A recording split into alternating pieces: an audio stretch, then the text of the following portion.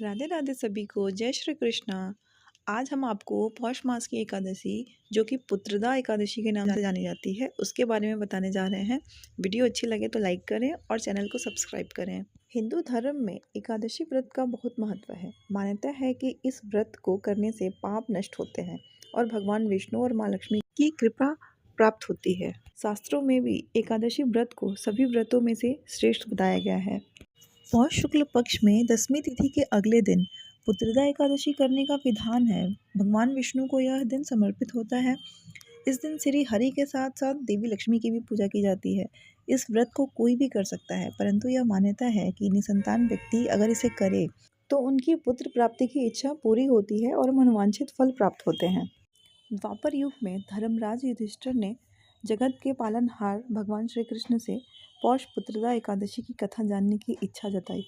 उस समय भगवान श्री कृष्ण ने कहा, एकादशी व्रत का अति विशेष महत्व है।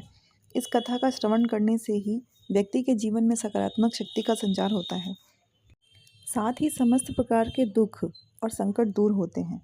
हे धर्मराज, भद्रावती नामक शहर में राजा सुकेतुमान राज्य करता था।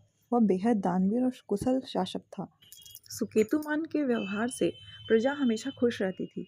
हालांकि सुकेतुमान स्वयं चिंतित रहते थे। राजा सुकेतुमान को कोई संतान नहीं थी। यही सोच राजा एक दिन वन की ओर प्रस्थान कर गए। वन में भटकते भटकते राजा एक ऋषि के पास जा पहुंचे। उन्होंने ऋषि को शिष्टाचार पूर्वक प्रणाम किया। उस समय ऋषि ने राजा के दुखी मन को पढ़ लिया। उन्होंने कहा, हे राजन, आप परेशान लग रहे हैं।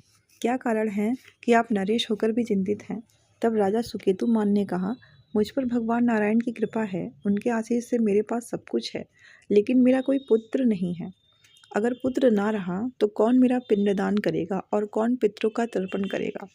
ऋषि बोले, हर वर्ष पौष माह के शुक्ल पक्ष की एकादशी तिथि पर व्रत रखकर भगवान विष्णु की पूजा करें। इस व्रत के पूर्ण प्रताप से आपको पुत्र रत्न की प्राप्ति अवश्य होगी। ऋषि के वचन अनुसार राजा और उनकी पत्नी ने पौष पुत्रदा एकादशी का व्रत किया। कालांतर में राजा सुकेतुमान को पुत्र रत्न की प्राप्ति हुई।